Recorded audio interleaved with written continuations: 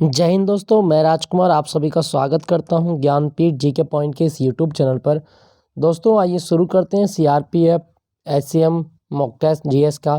देखो आपका एग्ज़ाम जल्दी नज़दीक है आपका, और मैं आपको बता दूं कि आपको 25 क्वेश्चन मैथ के आने हैं। 25 क्वेश्चन इसमें रीजनिंग बेस्ड क्वेश्चन रहेंगे आपके। 25 क्वेश्चन आपके जनरल एप्टीट्यूड होंगे। इसमें आपको जीके देखने को मिलेगा, साथ साथ आपको रीजनिंग के क्वेश्चन भी आपको देखने को मिलेंगे। और 25 क्वेश्चन आपकी हिंदी या इंग्लिश, ये ऑप्शनल में है आपका, जो भी आप करें, हिंदी करें या इंग्लिश करें, तो वो ये सब रहने वाला है। तो चलिए शुरू करते हैं आज का मॉक टेस्ट। कौन कौन से 25 प्रश्न आपको शामिल किए गए हैं। दोस्तों इस मॉक टेस्ट में जो प्रश्न है वो 26 से लेके 50 तक प्रश्न है। और मैं आपको बता दूं दोस्तों, ये जो प्रश्न है ये आपके बहुत उत्कृष्ट लेवल के प्रश्न है और आपको बार बार एग्जाम में पूछे जाते हैं। तो चलिए पहला क्वेश्चन संख्या 26 क्या कहता है, पंचायत का सदस्य बनने के लिए न्यूनतम आयु कितनी होनी चाहिए। दोस्तों पंचायत का सदस्य बनने की जो न्यूनतम आयु है वो है आपकी 21 वर्ष। ऑप्शन बी, 21 वर्ष आयु होना जरूरी है पंचायत का सदस्य बनने के लिए। सही जवाब आपका 21 वर्ष। ठीक है दोस्तों, यहाँ पे मैं बात करूँ पंचायतों के बारे में। अगर आपसे पूछा जाए कि पंचायत किस सूची का विषय है, दोस्तों पंचायत जो है वो राज्य सूची का विषय है। पंचायत जो होती है वो राज्य सूची का विषय होती है। ठीक है, और आपको याद रखना है दोस्तों, भारत में 73वां संविधान संशोधन किया गया है। 73वां संविधान संशोधन अधिनियम 1992 जो अब 24 अप्रैल 1993 को लागू हुआ था।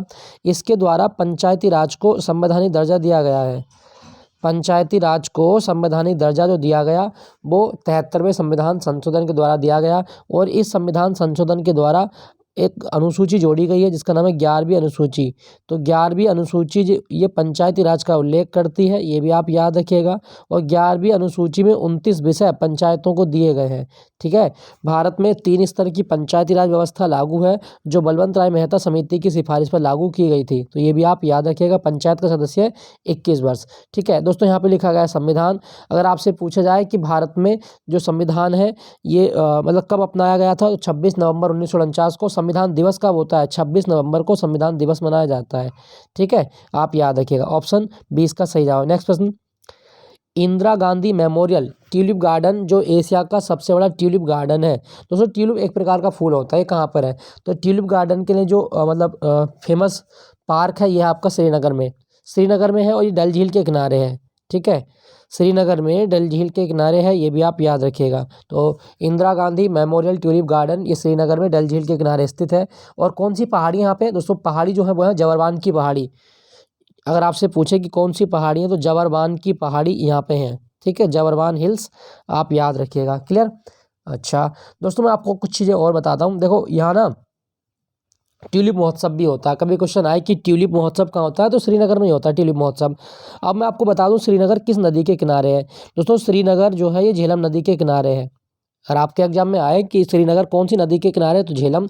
और श्रीनगर का सम्राट मतलब संस्थापक कौन है, दोस्तों मौर्य वंश के एक राजा थे सम्राट अशोक। सम्राट अशोक को श्रीनगर को बसाने का श्रेय दिया जाता है। याद रखिएगा, ये क्वेश्चन आ चुका है आपके एग्जाम में कि श्रीनगर की स्थापना का श्रेय किसे दिया गया, तो सम्राट अशोक को श्रीनगर की स्थापना का श्रेय दिया जाता है। क्लियर है दोस्तों। और कभी क्वेश्चन आए कि भारत का स्विट्जरलैंड किसे कहा जाता है, दोस्तों भारत का स्विट्जरलैंड श्रीनगर को ही कहा जाता है। भारत का स्विट्जरलैंड श्रीनगर को कहा गया है। आप याद रखिएगा, क्वेश्चन आ सकता है आपके एग्जाम में। क्लियर हुआ दोस्तों, तो ये सारे बिंदु आपको याद रखें। अच्छा यहाँ पे ना मैं कुछ चीज़ें लिखी गई मैं आपको बता दूं। जैसे आपका लिखा गया शिमला। दोस्तों भारत में केंद्रीय आलू अनुसंधान केंद्र कहाँ पर है, तो दोस्तों हमारा जो आलू अनुसंधान केंद्र है वो शिमला में। हिमाचल प्रदेश की राजधानी शिमला है और हिमाचल प्रदेश की दूसरी राजधानी क्या है, धर्मशाला। तो शिमला और धर्मशाला दोनों हिमाचल प्रदेश की राजधानी है, ये भी आप याद रखें। दोस्तों यहाँ पे लिखा गया देहरादून। अगर आपसे पूछा जाए भारतीय वन अनुसंधान केंद्र कहाँ पर है, तो दोस्तों भारतीय वन अनुसंधान केंद्र ये देहरादून में है। भारतीय वन अनुसंधान केंद्र देहरादून। साथ साथ ओएनजीसी का मुख्यालय कहाँ पर है, देहरादून में है। और भारतीय पेट्रोलियम संस्थान कहाँ पर है, दोस्तों भारतीय पेट्रोलियम संस्थान भी देहरादून में है। भारतीय पेट्रोलियम संस्थान देहरादून, ये आप याद रखना। और एक आपको याद रखना, इंडियन मिलिट्री अकादमी, भारतीय जो मिलिट्री अकादमी है वो भी आपकी देहरादून में है। तो आपसे पूछा गया था ट्यूलिप गार्डन ये श्रीनगर में, ऑप्शन सी।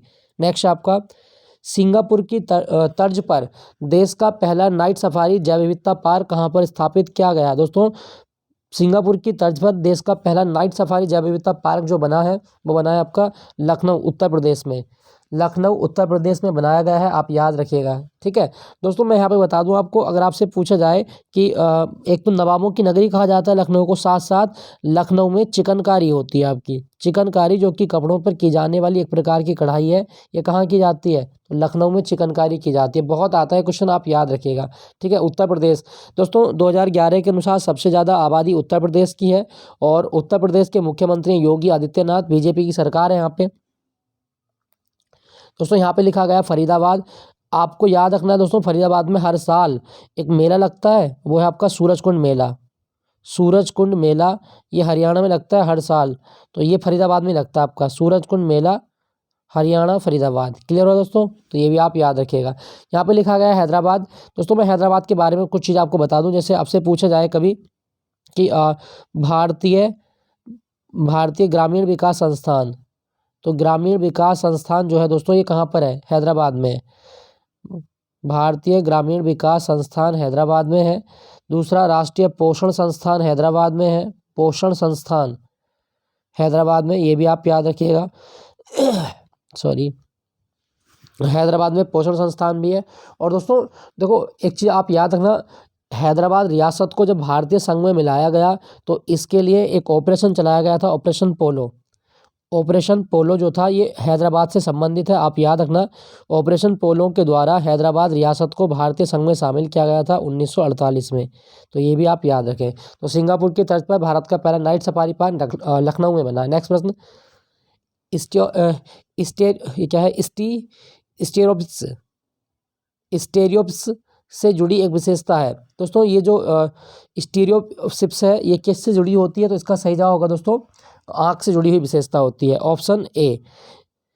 आँख की विशेषता है स्टेरियोपिस, तो ये आपसे पूछा जा सकता है। ठीक है दोस्तों, ये आप याद रखेंगे। दोस्तों मैं बात करूं आपकी आँख के बारे में, अगर आपसे पूछा जाए कि मानव की आँख कितने मेगापिक्सल की होती है, दोस्तों मानव की आँख 576 मेगापिक्सल की होती है। ठीक है, 576 मेगापिक्सल की मानव की आँख होती है, ये भी आप याद रखना। और मानव की आँख पर प्रतिबिंब जो बनता है वो कितने समय तक बनता है, दोस्तों मानव की आँख पर प्रतिबिंब जो रहता है वो 1/16 सेकंड तक रहता है। सुपर इंपॉर्टेंट क्वेश्चन है, याद रखना कि मानव की आँख पर प्रतिबिंब कितने समय तक बना रहता है, 1/16 सेकंड तक बना रहता है। ठीक है दोस्तों मैं बात करूँ आपकी आँख के बारे में, और अगर आपसे पूछे कि आँख का न्यूनतम बिंदु कितना होता है तो 25 सेंटीमीटर, और दूर बिंदु आँख का अनंत होता है। तो आँख का न्यूनतम बिंदु 25 सेंटीमीटर पे होता है और दूर बिंदु अनंत पे होता है, आप याद रखिएगा। ठीक है दोस्तों, अच्छा अगर आपसे पूछा जाए कि हमारे रेटिना पर जो प्रतिबिंब बनता है वो कैसा होता है, दोस्तों हमारी रेटिना पर प्रतिबिंब हमेशा उल्टा होता है और वास्तविक होता है, उल्टा और वास्तविक प्रतिबिंब बनता है, ये भी आप याद रखिएगा। उल्टा और वास्तविक प्रतिबिंब होता है रेटिना का, ये हमेशा आपको याद रखना है। क्लियर, चलिए अगले प्रश्न की ओर चलते हैं। अच्छा यहाँ पे पहले ऑप्शन लिखे गए हैं, अगर आपसे पूछा जाए दोस्तों हमारे कान में जो होता है ध्वनि का प्रभाव वो कितने समय तक रहता है, दोस्तों मानव के कान पर ध्वनि का प्रभाव 1/10 सेकंड तक होता है, ये भी आप याद रखें। और मानव की ना सबसे छोटी हड्डी होती है स्टेपिस, मानव की सबसे छोटी हड्डी स्टेपिस, ये कहाँ होती है, कान में होती है, आप याद रखना इसके बारे में। क्लियर, अच्छा यहाँ पे लिखा गया है जीभ, अगर आपसे पूछा जाए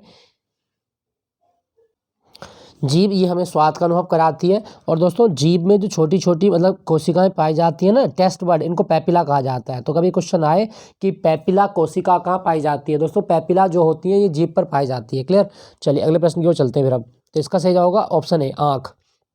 नेक्स्ट प्रश्न, दिसंबर 1947 तक प्राप्ति के अनुसार भारत का संविधान लिखने वाली संविधान सभा में कितने सदस्य थे, दोस्तों दिसंबर 1947 तक संविधान लिखने वाली संविधान सभा में जो कुल सदस्य थे वो थे आपके 299, ऑप्शन सी 299 सदस्य बचे थे आपके, आप याद रखिएगा। देखो संविधान सभा में दोस्तों टोटल में बात करूं तो 389 सदस्य थे, लेकिन बंटवारे के बाद जब मतलब पाकिस्तान अलग हो गया तो मुस्लिम लीग के सदस्य इसमें निकल गए, कुछ देसी रियासतें थी जिन्होंने भाग नहीं लिया, तो कुल मिला के बचे थे 299, लेकिन टोटल कितने थे आपके 389, और 389 सदस्यों में 15 फीमेल थी आपकी, 389 सदस्यों में 15 महिलाएं थी, तो ये भी आपको याद रखना है। ठीक है दोस्तों मैं बात करूं यहाँ पे संविधान सभा की, अगर आपसे पूछा जाए कि भारत की संविधान सभा जो है ये कौन से मिशन के प्लान तहत बनी थी, तो ये था कैबिनेट, भारत की संविधान सभा कैबिनेट प्लान के तहत बनाई गई थी, ये भी आप याद रखें, कैबिनेट मिशन के तहत। और संविधान सभा की पहली बैठक 9 दिसंबर 1946 को हुई थी। 9 दिसंबर 1946 को, जब सच्चिदानंद सिन्हा जो थे वो हमारे संविधान सभा के अस्थायी अध्यक्ष बनाए गए। फिर 11 दिसंबर 1946 को जो हमारे पहले राष्ट्रपति बने थे राजेंद्र प्रसाद, ये संविधान सभा के स्थायी अध्यक्ष बनाए गए। राजेंद्र प्रसाद जी ये संविधान सभा के स्थायी अध्यक्ष बने थे, तो ये भी आप याद रखिएगा, ठीक है। और मैं आपको बताऊं दोस्तों, भारत का संविधान कितने टाइम में बना है, तो भारत का संविधान 2 साल 11 महीने 18 दिन में बनकर तैयार हुआ है, ये भी आप याद रखिएगा। क्लियर दोस्तों, तो इसका सही जवाब होगा आपका ऑप्शन सी, 299 सदस्य बचे थे, ये आपसे पूछा जाए कभी। नेक्स्ट प्रश्न है आपका, निम्नलिखित में से कौन सा शहर कलमकारी के लिए प्रसिद्ध है। दोस्तों कलमकारी एक प्रकार की कढ़ाई होती है, और कलमकारी के लिए जो भारत का शहर प्रसिद्ध है वो कौन सा है, तो इसका सही जवाब क्या होगा दोस्तों, कलमकारी के लिए वो है आपका मूसलीपट्टनम, विशाखापट्टनम, काकीनाडा, गोलकोंडा। तो आपको बताना है कलमकारी कहाँ होती है, मसूलीपट्टनम में होती है। कलमकारी मसूलीपट्टनम में की जाने वाली एक कढ़ाई है, और ये आंध्र प्रदेश में होती है, आंध्र प्रदेश की कढ़ाई है, ये भी आप याद रखें, ठीक है दोस्तों। अच्छा, मैं आपको 2-3 कढ़ाइयों के नाम बता देता हूँ, जैसे आपसे पूछा जाए कि एक चित्रकारी होती है आपकी फुलकारी। तो फुलकारी कहाँ होती है, फुलकारी होती है आपकी फुलकारी होती है आपकी जम्मू कश्मीर में। तो फुलकारी जो कढ़ाई है जम्मू कश्मीर की कढ़ाई है। एक आपसे एक और पूछेगा, आपसे कौन सी पूछता है, जैसे आपसे पूछेगा डोकरा, डोकरा या कालीघाट, कालीघाट बहुत आती है एग्जाम में, कालीघाट ये आपकी पश्चिम बंगाल की है, कालीघाट पश्चिम बंगाल, ठीक है, ये भी आप याद रखें। दोस्तों यहाँ पे लिखा गया विशाखापत्तनम। अगर आपके एग्जाम में आए कि पूर्वी घाट का गहना किस शहर को कहा जाता है, पूर्वी घाट का गहना, ये विशाखापत्तनम को कहा गया है, पूर्वी घाट का गहना, ठीक है, ये भी आप याद रखें। साथ साथ हमारा सबसे गहरा बंदरगाह कौन सा है दोस्तों, सबसे गहरा बंदरगाह जो भारत का है वो विशाखापत्तनम ही है, सबसे गहरा बंदरगाह विशाखापत्तनम, आप ये भी याद रखिएगा, ठीक। और आपको क्या याद रखना है दोस्तों, विशाखापत्तनम को भाग्य का शहर भी कहा जाता है, भाग्य का शहर भी कहा गया है विशाखापत्तनम को, और ये आंध्र प्रदेश की नई राजधानी बनने वाला है, ठीक है। आंध्र प्रदेश की नई राजधानी जो है वो विशाखापत्तनम होगा। क्लियर, चलिए अगले प्रश्न की ओर चलते हैं। फिर निर्माण श्रमिकों के लिए मिशन कुशल कर्मी किसके राज्य की योजना है। दोस्तों निर्माण श्रमिकों के लिए मिशन कुशल कर्मी जो शुरू की गई है वो दिल्ली में शुरू की गई है, ऑप्शन सी नई दिल्ली। नई दिल्ली के जो उप मुख्यमंत्री मनीष सिसोदिया इन्होंने शुरू की थी, तो ये आप याद रखना, जुलाई 2022 में ये योजना शुरू हुई थी। तो मिशन कुशल कर्मी नई दिल्ली। दोस्तों मैं बात करूँ नई दिल्ली, नई दिल्ली में विधानसभा की कितनी सीटें हैं दोस्तों, नई दिल्ली में विधानसभा की जो सीट है वो है आपकी 70 सीट, ये आप याद रखना।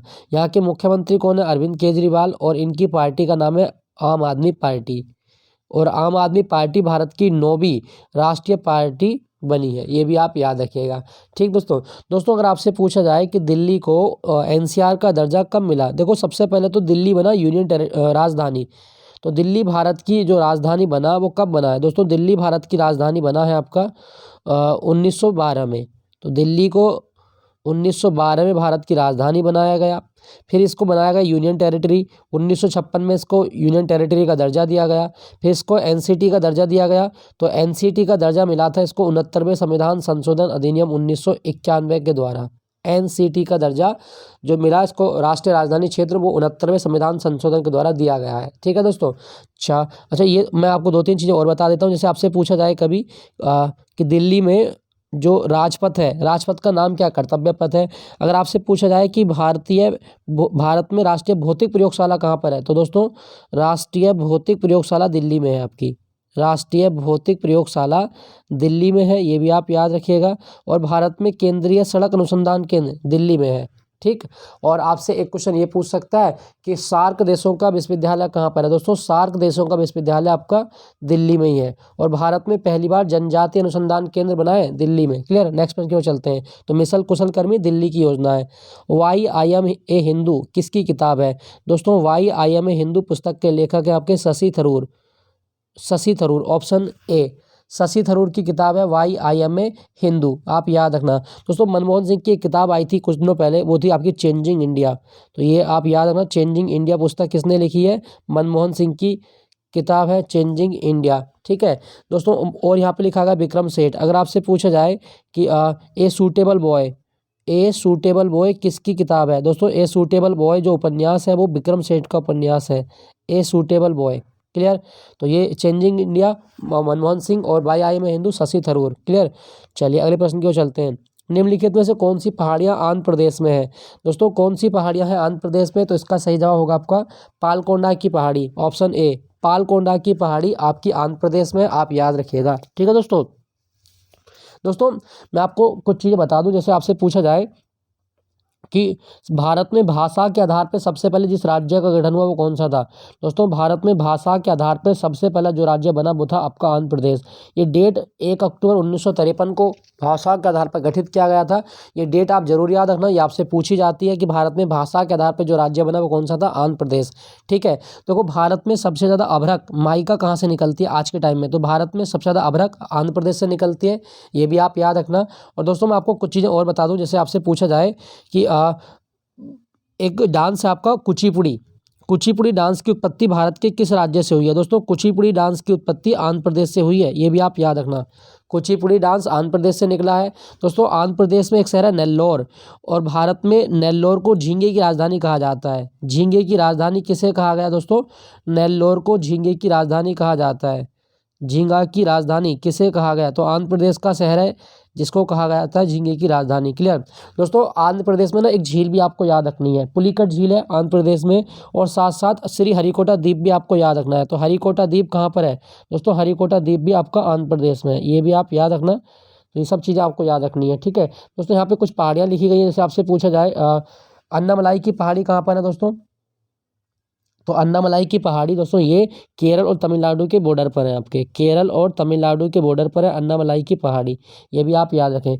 नीलगिरी की पहाड़ी दोस्तों, नीलगिरी की पहाड़ी ये जो है आपकी केरल और तमिलनाडु के बॉर्डर पर है ये भी, और नीलगिरी की पहाड़ी पर टोडा जनजाति रहती है। तो कभी क्वेश्चन आए कि टोडा जनजाति कहाँ रहती है? नीलगिरी की पहाड़ियों पर रहती है। आपसे पूछा गया था पालकोंडा की पहाड़ी आंध्र प्रदेश में है।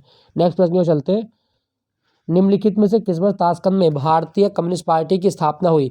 दोस्तों भारतीय कम्युनिस्ट पार्टी मार्क्सवादी सीपीआईएम, तो ये कब बनी थी दोस्तों? तो इसका सही जवाब होगा आपका दोस्तों 1920। 1920 में एमएन रॉय के द्वारा मार्क्सवादी कम्युनिस्ट पार्टी की स्थापना की गई थी, ये भी आप याद रखिएगा। ठीक है 1920 में स्थापना की गई है, आप याद रखें। चलिए अगले प्रश्न की ओर चलते हैं। निम्नलिखित में से कौन सी नदी अरब सागर में गिरती है? दोस्तों अरब सागर में गिरने वाली 4 नदियां आपकी कौन कौन सी हैं? नर्मदा, तापी, तापी को ताप्ती बोलते हैं, माही और साबरमती।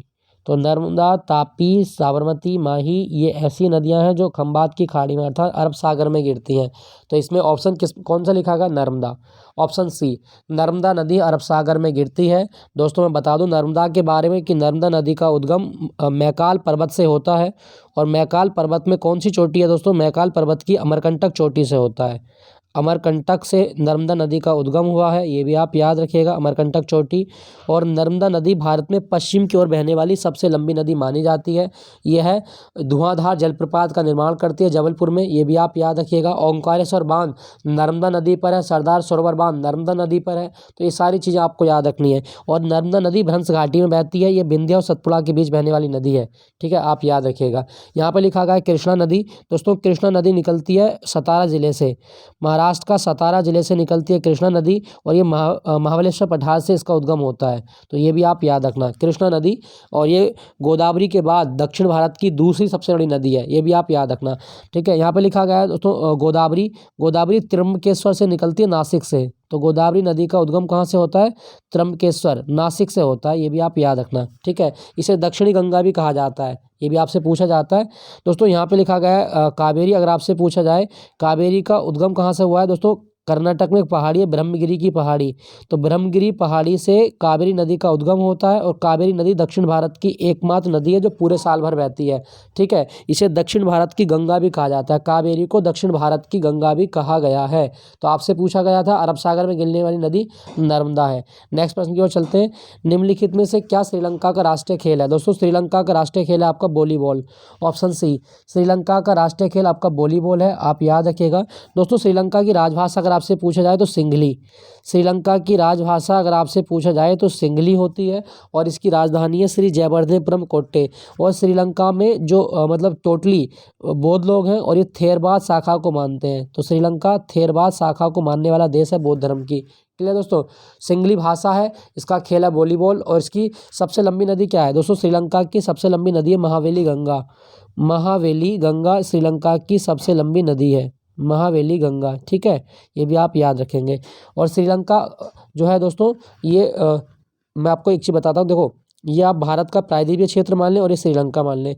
यहाँ पर आपको मन्नार की खाड़ी याद रखनी है। तो मन्नार की खाड़ी और यहाँ मिलेगा आपको पाक जलडमरू मध्य है। तो मन्नार की खाड़ी और पाक जलडमरू मध्य कौन से देश के बीच है? भारत और श्रीलंका के बीच है। ठीक है। अच्छा, यहाँ पे ना लिखा गया आपका जैसे फुटबॉल लिखा गया, अगर आपके एग्जाम में आए कि फुटबॉल का दूसरा नाम क्या है दोस्तों? फुटबॉल का दूसरा नाम सॉकर होता है। और अंतर्राष्ट्रीय फुटबॉल मैचों की अवधि कितनी होती है? 90 मिनट की होती है। मैच की अवधि 90 मिनट, बाकी एक्स्ट्रा टाइम 30 मिनट का होता है। क्रिकेट की बात करूं दोस्तों, क्रिकेट इसके लिए भारत में एक संस्था बनी हुई है बीसीसीआई। बीसीसीआई ये बनी थी 1928 में। ये वॉलीबॉल में कितने खिलाड़ी होते हैं? वैसे 6 खिलाड़ी होते हैं। क्लियर। नेक्स्ट प्रश्न की ओर चलते हैं। किस भारतीय महिला IMF की पूर्व मुख्य अर्थशास्त्रियों की दीवार पर प्रदर्शित होने वाली पहली महिला बनी है दोस्तों? IMF की दीवार पर प्रदर्शित होने वाली जो महिला बनी वो बनी थी आपकी गीता गोपीनाथ। ऑप्शन बी, गीता गोपीनाथ, आप याद रखिएगा। दोस्तों मैं बात करूं IMF यानी कि अंतर्राष्ट्रीय मुद्रा कोष। अंतर्राष्ट्रीय मुद्रा कोष का मुख्यालय कहाँ पर है दोस्तों? वाशिंगटन DC में। अंतर्राष्ट्रीय मुद्रा कोष का मुख्यालय वाशिंगटन DC में है, आप याद रखना। और इसकी स्थापना 1944-45 में हुई है, ये भी आप याद रखिएगा। क्लियर। चलिए अगले प्रश्न की ओर चलते हैं। अच्छा, मैं आपको एक चीज़ बता दूं, अगर आपसे पूछा जाए भारत में राष्ट्रीय महिला आयोग कब बना था? राष्ट्रीय महिला आयोग कब बना है दोस्तों? भारत में राष्ट्रीय महिला आयोग बना था 1992 में। और राष्ट्रीय महिला आयोग की वर्तमान अध्यक्ष है रेखा शर्मा। ठीक है, ये भी आप याद रखें। क्लियर। चलिए अगले प्रश्न की ओर चलते हैं। निम्नलिखित में से कौन सा खेल यूथांट कप से संबंधित है? यूथांट कप दोस्तों, यूथांट कप जो होता है ये किस खेल में होता है? ये लॉन टेनिस में होता है। ऑप्शन बी, लॉन टेनिस का खेल है यूथांड। दोस्तों अगर आपसे पूछे क्या लॉन टेनिस का और कोई कप आपको याद रखना है? हाँ, डेविस कप। डेविस कप बहुत आता है, इसे टेनिस का वर्ल्ड कप भी कहा जाता है, आप याद रखिएगा। ठीक है, डेविस कप याद रखना इसके बारे में। अच्छा, ये तो हो गए टेनिस के। यहाँ पे ऑप्शन में लिखा गया आपका हॉकी। अगर क्वेश्चन आए कि आगा खां कप किस खेल से संबंधित है दोस्तों? आगा खां कप ये हॉकी में खेला जाता है। और दूसरा Sultan Azlan Shah cup. Sultan Azlan Shah cup और आगा कप दोनों हॉकी में होते हैं। ठीक है, यहाँ पे लिखा गया है घुड़दौड़ डर्बी कप। डर्बी कप किस खेल से संबंधित है? तो घुड़दौड़ से संबंधित डर्बी कप, ये भी आप याद रखना। ठीक है, एक आपका टेबल टेनिस का तो कुछ वो नहीं, लेकिन इसका नाम याद रखना। टेबल टेनिस का नाम क्या होता है दोस्तों? टेबल टेनिस का नाम होता है आपका पिंग पोंग। टेबल टेनिस का दूसरा नाम क्या है? पिंग पोंग भी होता है, ये भी आप याद रखें, पिंग पोंग। ठीक है, तो ये सारी चीज़ें आपको याद रखनी है। चलो आपके लिए क्वेश्चन ये है, आपको बताना है Billie Jean cup, Billie Jean King cup ये किस खेल से संबंधित होता है? बिली जीन किंग कप किस खेल में दिया जाता है? कमेंट में लिख के बताइएगा। क्लियर। चलिए अगले प्रश्न की ओर चलते हैं।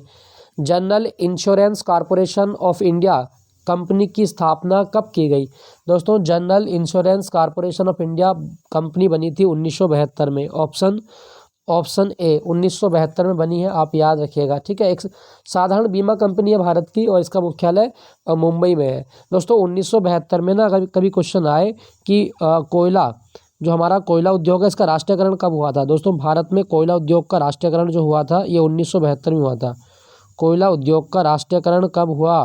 तो भारत में 1972 में कोयला उद्योग का राष्ट्रीयकरण किया गया है, आप याद रखिएगा। और 1972 की एक घटना आपको और याद रखनी है, भारतीय वन्यजीव अधिनियम। तो भारतीय वन्यजीव अधिनियम कब लाया गया था दोस्तों? 1972 में भारतीय वन्यजीव अधिनियम लाया गया है। क्लियर। तो ये सारे बिंदु आपको याद रखने। नेक्स्ट प्रश्न की ओर चलते हैं। क्वेश्चन संख्या 41, क्या कहा गया? 1722 ईस्वी में आगरा की सूबेदारी निम्नलिखित में से किस व्यक्ति को दी गई थी? तो दोस्तों आपके ऑप्शन है राजा सवाई जगत सिंह, जहादार शाह, शाहजहां, सवाई राजा जय सिंह। तो दोस्तों ये जो मतलब सूबेदारी मिली 1722 ईस्वी में आगरा की, वो मिली थी राजा जय सिंह। सवाई जयसिंह को। तो साहब इसका सही जवाब होगा ऑप्शन डी, राजा सवाई जयसिंह को आगरा की सूबेदारी दी गई थी, आप याद रखिएगा। ठीक है दोस्तों। दोस्तों अगर आपसे पूछा जाए कि जो सवाई राजा जयसिंह है ये मालवा में एक मतलब बादशाह के तौर पर नियुक्त हुए थे, ये भी आप याद रखिएगा। और सवाई जयसिंह के द्वारा ही जयपुर नगर की स्थापना की गई है। इन्हीं के द्वारा जो जयपुर शहर है वो बसाया गया है। सन 1727 ईस्वी में जयपुर की स्थापना की गई है, ये भी आप याद रखें। ठीक है दोस्तों। चलो दोस्तों आपके लिए क्वेश्चन ये है कि आपको बताना है कि आगरा की स्थापना 1504 ईस्वी में किसने की थी। तो दोस्तों आगरा की स्थापना 1504 ईस्वी में किसने की थी, कमेंट में लिख के बताइएगा। ठीक है, कौन सा लोधी वंश का राजा था जिसने आगरा को बसाया था। तो इसका सही जवाब होगा आपका ऑप्शन डी राजा सवाई जयसिंह। नेक्स्ट प्रश्न की ओर चलते हैं। निम्नलिखित व्यक्तियों में से कौन 1870 में भारतीय लोक सेवा के पहले भारतीय सदस्य थे। दोस्तों भारतीय लोक सेवा के पहले सदस्य जो बने 1870 में वो कौन बने थे। तो इसका सही जवाब होगा सत्येंद्र नाथ टैगोर। रविंद्रनाथ टैगोर के भाई सत्येंद्र नाथ टैगोर ये मतलब ICS की परीक्षा उत्तीर्ण करने वाले पहले भारतीय बने थे, ये भी आप याद रखिएगा दोस्तों। क्वेश्चन कभी आए तो ये आप याद रखें। सिविल सेवा जो भारत ने सबसे पहले पास की थी वो आपकी पास की थी सत्येंद्र नाथ टैगोर, ऑप्शन डी। ठीक है दोस्तों, ये भी आप याद रखना। अच्छा दोस्तों यहाँ पे ना ये लिखा गया पिंगली वेंकैया। अगर कभी क्वेश्चन आए कि तिरंगा जो हम वर्तमान में देखते हैं तो तिरंगे का जो डिजाइन बनाया है, तो तिरंगे का डिजाइन बनाने वाला पहला जो व्यक्ति थे वो थे आपके पिंगली वेंकैया, याद रखिएगा दोस्तों। क्वेश्चन आता है आपके एग्जाम में तो आप इसको लिख सकते हैं, आप इसको टिक कर सकते हैं। क्लियर। अच्छा दोस्तों यहाँ ना मैं आपको एक चीज़ बता दूं, अगर आपसे पूछे कि भारत में कितने प्रकार की अखिल भारतीय सेवाएं हैं, ऐसे क्वेश्चन भी आते हैं आपके एग्जाम में, तो बता देता हूं मैं आपको। भारत में अखिल भारतीय सेवाएं दोस्तों 3 होती हैं। कौन कौन सी हैं। एक हमारे यहाँ IAS होते हैं, एक हमारे यहाँ पर IPS होते हैं और एक हमारे यहाँ पर होते हैं IFS यानी कि इंडियन फॉरेस्ट सर्विस, भारतीय वन सेवा। ये 3 प्रकार की अखिल भारतीय सेवाओं का उल्लेख है अभी हमारे यहाँ पे। राज्यसभा की पावर होती है, राज्यसभा किसी भी अखिल भारतीय सेवा को सृजित कर सकती है, उसको खत्म कर सकती है। तो ये तीनों आप याद रखिएगा। ठीक है दोस्तों। तो इसका सही जवाब क्या होगा दोस्तों, इसका सही जवाब होगा आपका ऑप्शन डी। सत्येंद्र नाथ टैगोर जो थे ये पहले भारतीय थे जो ICS को उत्तीर्ण किए थे। नेक्स्ट प्रश्न की ओर चलते हैं। निम्नलिखित में से किस शहर ने कमलम यानी कि ड्रैगन फ्रूट होता है, ड्रैगन फ्रूट की मेजबानी की है, जिसकी अध्यक्षता भारत के कृषि मंत्री ने की है। तो दोस्तों ड्रैगन फ्रूट एक फ्रूट होता है आपका ड्रैगन फ्रूट, इसका नाम रख दिया कमलम। और ये जो इसका सम्मेलन हुआ वो कहाँ पे हुआ था दोस्तों, ये हुआ था दिल्ली में, ऑप्शन बी। दिल्ली में सम्मेलन हुआ था इसका, ये भी आप याद रखना। तो ड्रैगन फ्रूट सम्मेलन दिल्ली में हुआ था, ऑप्शन बी। ठीक है दोस्तों, दिल्ली की हम ऑलरेडी बात कर चुके हैं। यमुना नदी यहाँ बहती है, आप याद रखना। चंडीगढ़ के बारे में बात करते हैं दोस्तों। चंडीगढ़ जो है इसका वास्तुकार कौन था, ली कार्बूजियर। चंडीगढ़ का वास्तुकार कौन है दोस्तों, ली कार्बूजियर जो है ये चंडीगढ़ का वास्तुकार है। ठीक है, ये भी आप याद रखना, ली कार्बूजियर। और चंडीगढ़ में कौन सी झील है, सुखना झील। चंडीगढ़ में सुखना झील है, ये भी आप याद रखना। ठीक है, यहाँ पे लिखा गया गांधीनगर। गुजरात की राजधानी गांधीनगर है। और भारत का प्लाज्मा अनुसंधान केंद्र कहाँ पर है दोस्तों, भारत का प्लाज्मा अनुसंधान केंद्र गांधीनगर में है। भारत का प्लाज्मा अनुसंधान केंद्र कहाँ पर है दोस्तों, गांधीनगर में भारत का प्लाज्मा अनुसंधान केंद्र है, आप याद रखिएगा। क्लियर।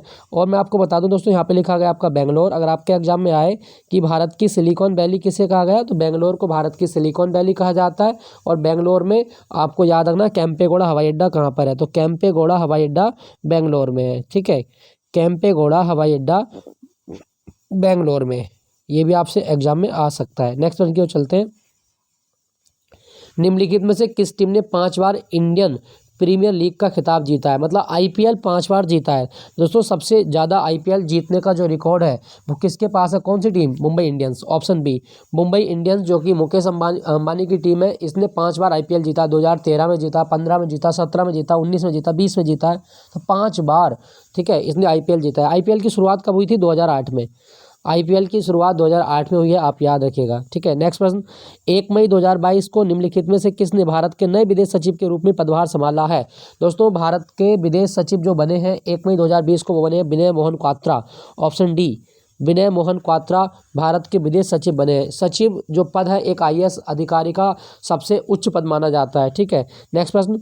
भारत सरकार द्वारा शुरू किए गए राष्ट्रीय स्वच्छ वायु कार्यक्रम NCAP national clean air programme के द्वारा सांद्रता की तुलना के लिए 2017 को आधार वर्ष मानते हुए 2024 तक कण में द्रव्य सांद्रता में कितने प्रतिशत की कमी का लक्ष्य रखा गया है। दोस्तों भारत में जो हम PM 2.5 या PM 10 होता है, इसकी मात्रा को कम करेंगे तो ये 20 से 30% कमी का लक्ष्य रखा गया है। ऑप्शन सी 20 से 30% कमी का लक्ष्य है, ये आप याद रखिएगा। ठीक, ये आप याद रखना, बहुत इंपॉर्टेंट है, क्वेश्चन आ सकता है। अगर आपके एग्जाम में क्वेश्चन आए कि भारत में राष्ट्रीय स्वच्छ वायु कार्यक्रम कब शुरू किया गया था, NCAP 2019 में राष्ट्रीय स्वच्छ वायु कार्यक्रम 2019 में इसको शामिल किया गया था, आप याद रखिएगा। क्लियर। नेक्स्ट प्रश्न की ओर चलते हैं आपका। निम्नलिखित में से कौन सी मादा मच्छर डेंगू वायरस के वाहक के रूप में कार्य करती है। दोस्तों डेंगू का जो वायरस होता है ये एडीज इजिप्टी मच्छर के काटने से फैलता है। तो ऑप्शन है आपका बी, एडीज इजिप्टी मच्छर, याद रखना। ठीक है दोस्तों, यहाँ पे लिखा गया है एनाफ्लीज। एनाफ्लीज मलेरिया करती है, एनाफ्लीज मच्छर मलेरिया करती है। और क्यूलेस मच्छर ये दिमागी बुखार का उत्तरदायी है, दिमागी बुखार फैलाती है, जिसको जापानी इंसेफ्लाइटिस बोलते हैं। तो मच्छरों की अलग अलग वैरायटी होती है, वो अलग अलग प्रकार के रोग फैलाते हैं। मलेरिया एनाफ्लीज मच्छर से फैलता है, डेंगू एडीज मच्छर से फैलता है, और क्यूलेक्स जो मच्छर जो होता है वो दिमागी बुखार का कारक बनता है। नेक्स्ट प्रश्न है आपका, छतों पर वर्षा जल को संचयन करने को अनिवार्य करने वाला भारत का पहला राज्य कौन सा है। दोस्तों छतों पर वर्षा जल को संचय करने वाला भारत का पहला राज्य बना तमिलनाडु। ऑप्शन डी, तमिलनाडु भारत का पहला राज्य, आप याद रखिएगा। ठीक है दोस्तों मैं बात करूं वर्षा की, अगर आपके एग्जाम में आए कि वर्षा की घटना ये वायुमंडल की कौन सी परत का उदाहरण है, क्षोभ मंडल में होती है वर्षा क्षोभ मंडल में होती है। और आपसे पूछा जाएगा कि आइसोहाइट क्या होती है। दोस्तों आइसोहाइट जो होती है ना, ये मानचित्र पर वे रेखाएं होती हैं जो समान वर्षा वाले स्थानों को दर्शाती हैं। तो मानचित्र पर समान वर्षा वाले स्थानों को दर्शाने वाली रेखा आइसोहाइट कहलाती है, याद रखना। क्लियर। और आपसे पूछा जाए दोस्तों कि रेन गेज क्या होता है। दोस्तों वर्षा की तीव्रता मापने वाला यंत्र क्या कहलाता है, रेन गेज कहलाता है। ये भी आपसे पूछा जाता है, तो ये भी आपको याद रखना है। क्लियर। चलिए, तो तमिलनाडु में होती है, तमिलनाडु ने ये सबसे पहले किया। दोस्तों तमिलनाडु के बारे में बताऊं आपको, इसका नया साल क्या है। दोस्तों तमिलनाडु का नया साल होता है पुथांडु। अगर आपके एग्जाम में आए कि पुथांडु कहाँ का नया साल है, दोस्तों पुथांडु नववर्ष से आपका तमिलनाडु का। क्लियर हो गया। दूसरा आपको याद रखना, पोंगल त्योहार मनाया जाता है, पोंगल। और अभी एक त्यौहार मनाया गया हाल फिलहाल में, वो है आपका पुथांडु थाईपुसम त्यौहार मनाया गया। एक नाट्यांजलि उत्सव यहाँ होता है आपका, ये भी आप याद रखना। कीर्तिकई दीपम त्यौहार यहाँ मनाया जाता है। और जल्लीकट्टू बड़ा फेमस खेल है यहाँ का, जल्लीकट्टू। तो जल्लीकट्टू आपका तमिलनाडु का ही खेल है, ये भी आप याद रखना। क्लियर। दोस्तों यहाँ पे मैं आपको एक चीज़ बता दूँ, तमिलनाडु से एक डांस की उत्पत्ति हुई है, भरतनाट्यम। तो भरतनाट्यम की उत्पत्ति किस राज्य से हुई, तमिलनाडु से भरतनाट्यम की उत्पत्ति हुई है, आप याद रखना। ठीक है दोस्तों। और अगर आपके एग्जाम में क्वेश्चन आए कि भारत में जो लौटते हुए मानसून से वर्षा होती है वो तमिलनाडु में तो होती है, तमिलनाडु की राजभाषा तमिल है, ये भी आप याद रखना। यहाँ पे लिखा गया दोस्तों मेघालय। दोस्तों 21 फरवरी 1972 को मेघालय की स्थापना की गई है। और मेघालय जो है, इसका एक डांस आपको याद रखना, लाहो डांस, याद रखना। मेघालय की राजधानी शिलोंग है, पूर्वी खासी पहाड़ियों पर है। और मेघालय में आपको मिलेगा भारत में सबसे ज़्यादा वर्षा वाला स्थान मौसिनराम। तो मौसिनराम जो है ये कहाँ पर है दोस्तों, मेघालय में स्थित है, पूर्वी खासी पहाड़ियों पर आता है। और मेघालय में ना एशिया की सबसे स्वच्छ नदी भी है उमंगोट, ये भी आप याद रखना। ठीक। चलिए अगले प्रश्न की ओर चलते हैं। अच्छा मिजोरम लिखा गया है। दोस्तों मिजोरम का ना एक त्यौहार याद रखना, चपचारकुट त्यौहार कहाँ मनाया जाता है, तो मिजोरम में। और यहाँ का एक डांस भी है चेराम डांस कहाँ किया जाता है, तो दोस्तों चेराम नृत्य मिजोरम में ही किया जाता है। नेक्स्ट प्रश्न की ओर चलते हैं। प्रधानमंत्री मोदी ने हाल ही में किस राज्य में होमी भाभा कैंसर अस्पताल और अनुसंधान केंद्र का उद्घाटन किया है। दोस्तों होमी भाभा कैंसर अस्पताल जो वो बना है पंजाब में। ऑप्शन ए, पंजाब में बना है, आप याद रखिएगा। ठीक है दोस्तों अगर आपके एग्जाम में क्वेश्चन आए कि ऑन्कोलॉजी क्या है, तो आप याद रखना कैंसर का अध्ययन ऑन्कोलॉजी कहलाता है। और 4 फरवरी को हम मनाते हैं वर्ल्ड कैंसर डे 4 फरवरी को मनाया जाता है, आप याद रखिएगा। क्लियर दोस्तों। चलिए अगले प्रश्न की ओर चलते हैं। दोस्तों यहाँ अपना पंजाब आया ऑप्शन में, पंजाब के मैं 2-3 डांस बता देता हूँ। जैसे भांगड़ा, दोस्तों भांगड़ा पुरुष करते हैं और भांगड़ा का ही रूप है गिद्धा, और गिद्धा महिलाएं करती हैं। तो भांगड़ा गिद्धा, ठीक है, ये पंजाब के लोक नृत्य हैं। किकली आपसे पूछा जा सकता है, किकली कहाँ का डांस है, तो किकली आपका पंजाब का डांस है। सुम्मी पूछा जा सकता है, सुम्मी भी आपका पंजाब का डांस है। ठीक है, पंजाब की राजधानी चंडीगढ़ है, ये भी आप याद रखें। पंजाब का मुख्यमंत्री है भगवंत मान। क्लियर। अंतिम प्रश्न की ओर चलते हैं। आज का अंतिम प्रश्न, पंडित सारंगदेव कृत संगीत रत्नाकर भारतीय संगीत से संबंधित ग्रंथ है इसे किस शताब्दी में लिखा गया? दोस्तों सारंगदेव कृत संगीत रत्नाकर जो ग्रंथ है ये कब लिखा गया है? तो ये लिखा गया दोस्तों 13वीं शताब्दी में, ऑप्शन डी 13वीं शताब्दी में लिखा गया है, आप याद रखिएगा। देख दोस्तों यहाँ ना मैं आपको एक चीज़ बताना चाहता हूँ, जैसे आपसे पूछा जाए कभी संगीत से एक क्वेश्चन बनता है कि ग्रैमी अवार्ड किस क्षेत्र में दिया जाता है, तो कभी आपके एग्जाम में क्वेश्चन आए कि ग्रैमी अवार्ड किस क्षेत्र में मिलता है? दोस्तों ग्रैमी अवार्ड संगीत के क्षेत्र में दिया जाता है, बहुत आता है एग्जाम में क्वेश्चन, आप याद रखिएगा ग्रैमी अवार्ड संगीत का क्षेत्र। और देखो एक वेद भी है, वेद है आपका सामवेद। कभी क्वेश्चन आए कि संगीत का जनक या संगीत की उत्पत्ति कौन से वेद से मानी जाती है? दोस्तों सामवेद से संगीत की उत्पत्ति मानी जाती है। सामवेद संगीत का ग्रंथ है, आप याद रखना, ठीक है दोस्तों। तो दोस्तों ये था आपका आज का मॉक टेस्ट। आई होप ये सेशन आपको अच्छा लगा होगा, अच्छा लगे तो एक लाइक ज़रूर कीजिएगा वीडियो को। और दोस्तों आपसे रिक्वेस्ट है कि आपने चैनल को सब्सक्राइब नहीं किया तो आप सब्सक्राइब कर लीजिएगा। मिलता हूँ आपको अगले मॉक टेस्ट के साथ, अपना ख्याल रखिएगा। Thank you for watching Gyanpeeth ji के पॉइंट।